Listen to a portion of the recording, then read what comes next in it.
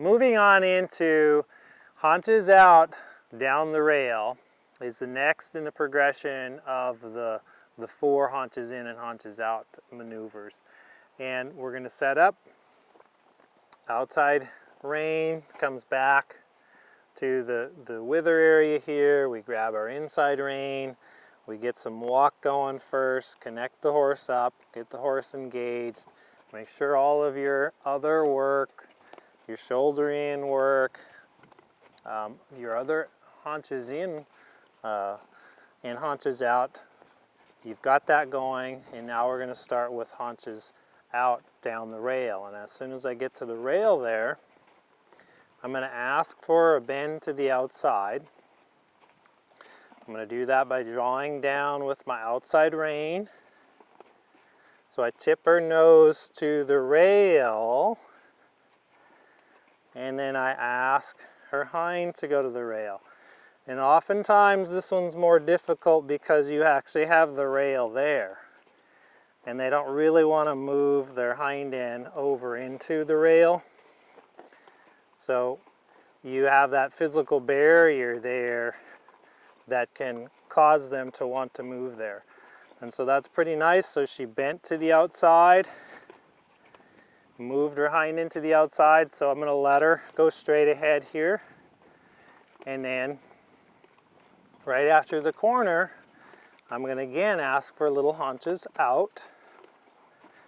So I tip her nose to the outside, almost like I'm drawing her shoulder to me a little bit. Create a bend to the outside, looking for her to get soft, and then ask the hind to stay on the rail or move out to the rail. So her hind end's closer to the rail than her front end is. And that's pretty nice. A little bit of tension in the neck. So I'm going to just see if I can give a little bit with my bending rein to see if she'll lengthen without losing the bend. And I can do it here. I'll let her off the hook as we cross, and then we can set it up again. So as I come to the rail and pick her up a little bit, I'm going to bend her to the outside. So the bend is where the main issue is with Nisa here. She's having a hard time with that. This isn't bad, but I'd like to see your head drop a little bit, stay a little longer, not that tension in there. So what I'm going to do is go back and do a little counter shoulder in. So I can go down the rail and a little counter shoulder in. That's the same bend, it's just a different angle. So I can help her get the bend in the neck. And that's pretty nice there.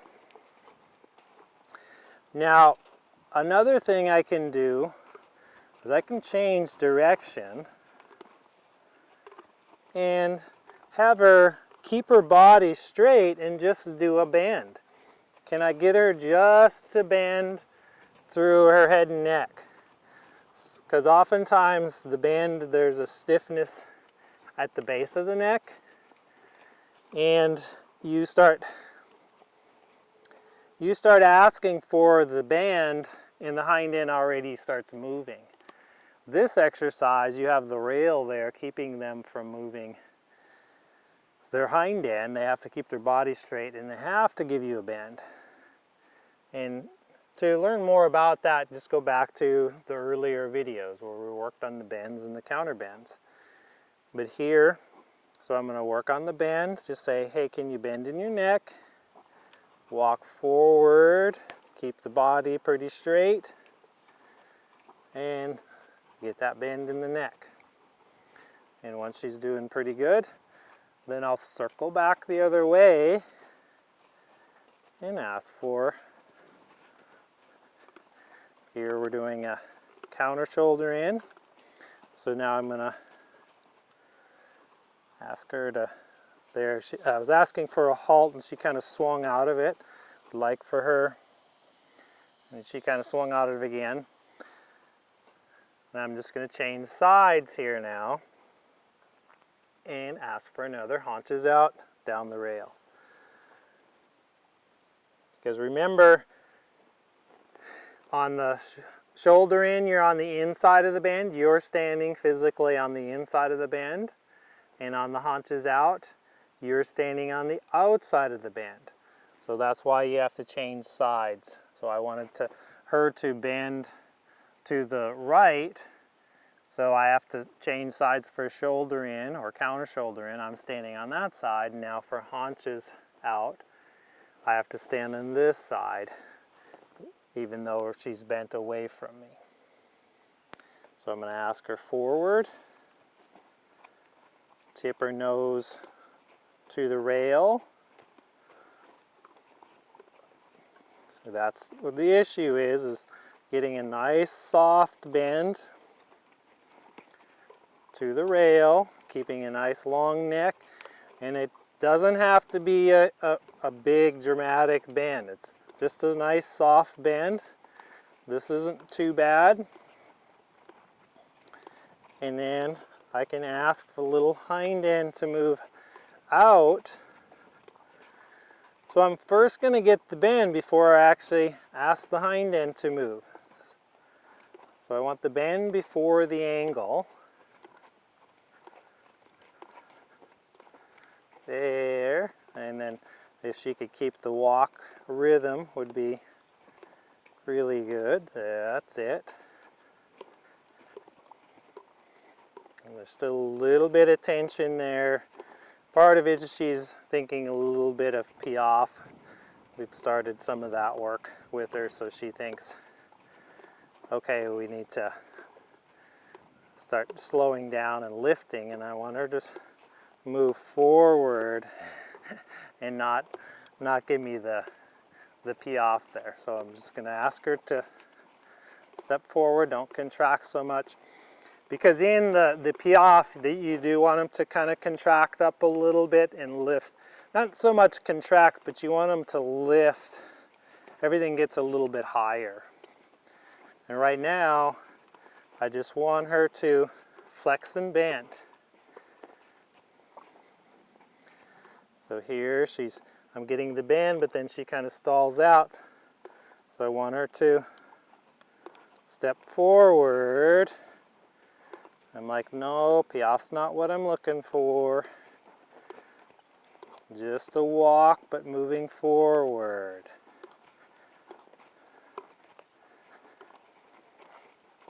She's like, give me all this fancy stuff. And so I'm just waiting on her here,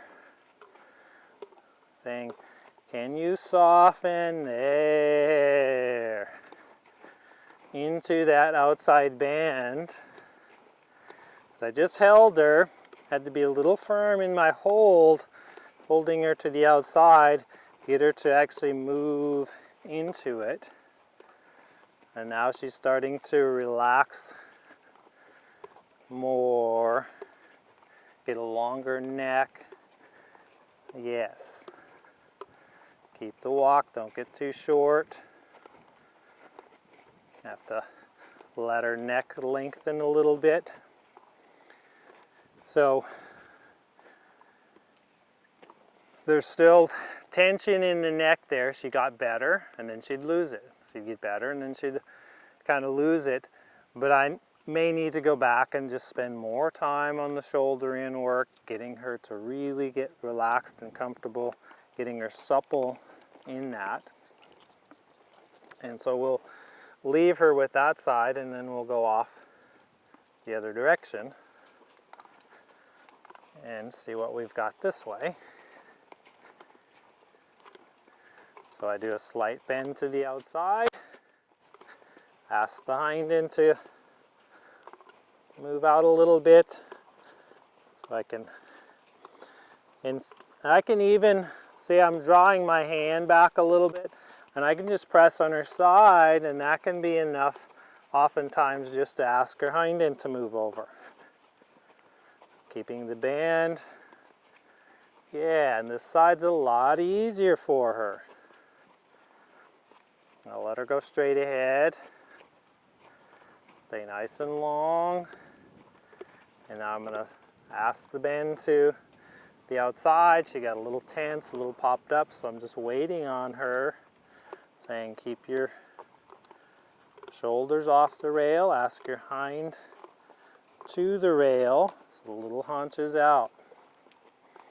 It's a little bit of tension there. Yeah.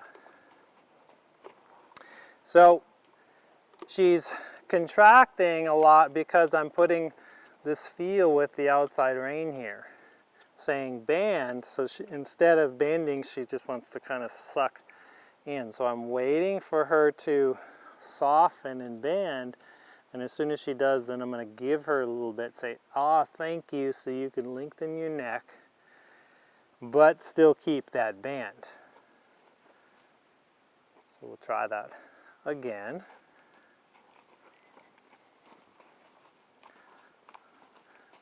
Getting that bend to the outside.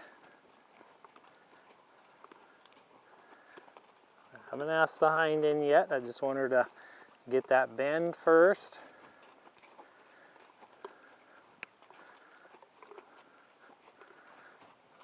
Good. And then I can say, okay, now move your hind end over.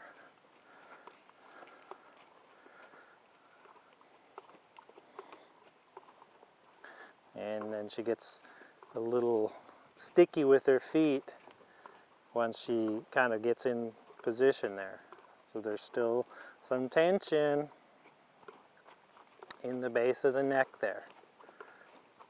So I'm just kind of waiting on her, saying, hey, can you find the bend there? Now I'm going to give it to you, but don't fall apart.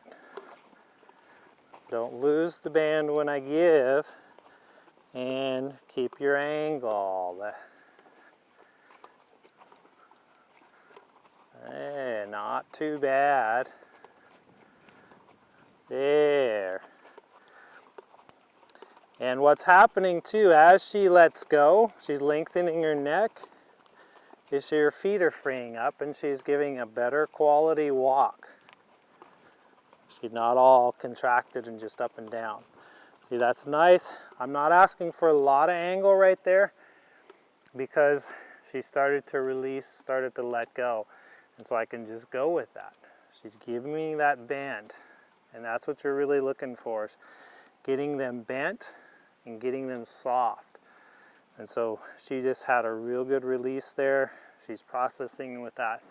And that's what you're looking for, is getting, again, getting control over the shoulders, getting those bends, being able to control that hind end, moving the hind end independent of the front end, and doing haunches out down the rail is a bit confining because you're on the inside here asking them to bend into the rail, and oftentimes the horse is like, I don't know if I can, or that's hard, and so it's a little bit more claustrophobic for them. But it's a great place to start seeing, getting that straightness, being able to follow the rail, you can tell a little bit more when the horse is falling in and falling out. It's a little bit easier than when you're on the circle, but it's a little harder because you have the confinement of the rail. So go on out there, play with that, let me know how it's working for you, and we'll see you in the next video. Thanks for watching.